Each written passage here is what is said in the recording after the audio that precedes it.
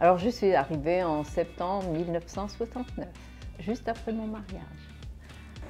Oui, je suis arrivé dans l'entreprise en 1961, après mon BEPC brillamment réussi au rattrapage à l'Institut libre de Saint-Lô.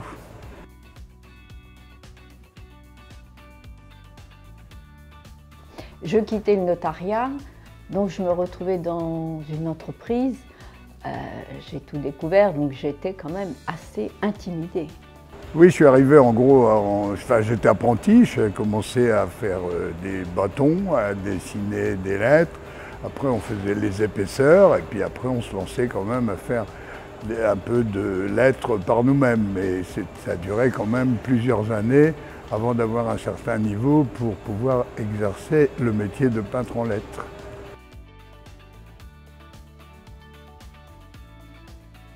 Ma carrière dans cette entreprise a quand même été longue puisqu'elle a été de plus de 50 ans.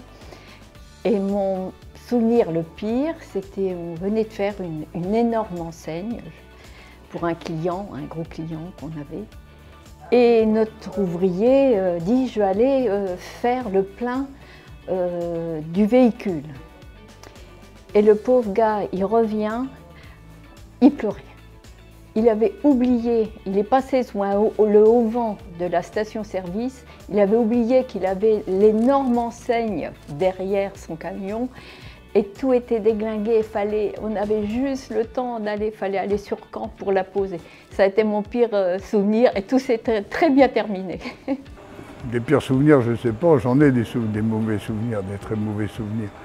Mais dans la vie professionnelle, je crois qu'une année, on a eu 2 ou 3 gros crashs d'entreprises que je ne citerai pas, donc on avait perdu quand même pas mal d'argent, donc c'était pas un très très bon souvenir.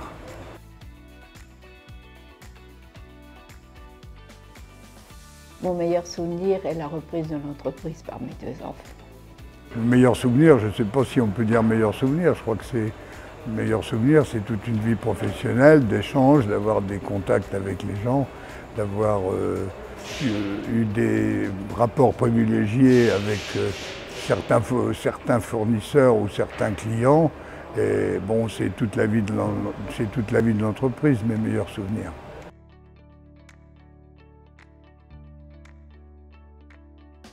Alors, le travail en famille, on est toujours un petit peu inquiet quand on voit ses enfants arriver. Et j'ai travaillé quand même un petit peu avec eux, hein. Ça n'a pas été toute ma vie de travail, mais ça fait beaucoup plaisir. Et j'ai toujours été agréablement surprise de l'évolution qu'ils ont pu prendre. Ça a été même au-dessus de toutes mes espérances. C'est pas plus difficile qu'autre chose.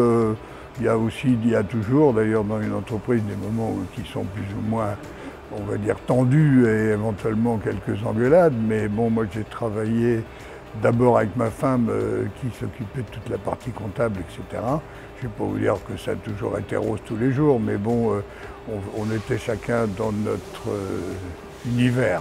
Et donc, mes enfants, effectivement, il peut y avoir des anicroches, mais grosso modo, je crois qu'il faut que la vie professionnelle en famille, ça se passe bien, si tout le monde tire dans le même sens, c'est déjà un gros effort.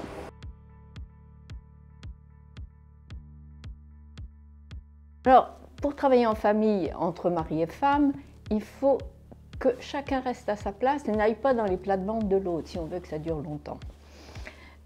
J'avais sûrement mon caractère, mon mari avait le sien, donc ça s'est très bien passé.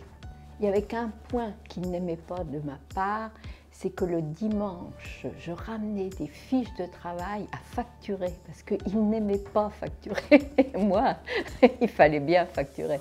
Donc ça, tout le dimanche après-midi, j'ai dit, je vais sortir, j'avais un petit panier en osier, et quand je sortais ça, effectivement, on a une photo que mes enfants avaient prise, c'est terrible.